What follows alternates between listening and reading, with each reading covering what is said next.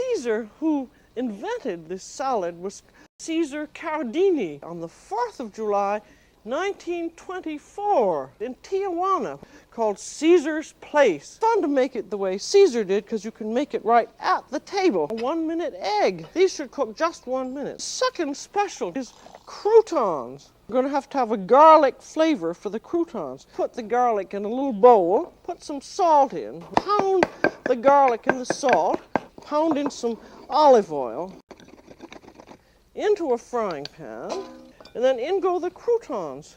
Just shake them around.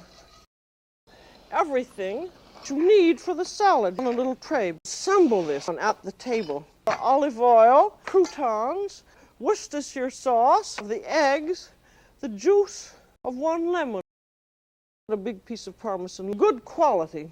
And if you don't, it's not going to be any good. Grate it yourself on the small holes of the grater.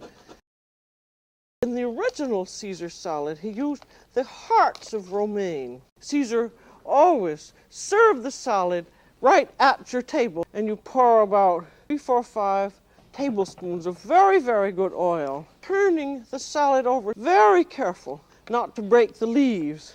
Then you have salt and pepper in, and you must do this all with great drama, usually from on high. Pepper from a pepper grinder, tremendous drama, and then turning once or twice more.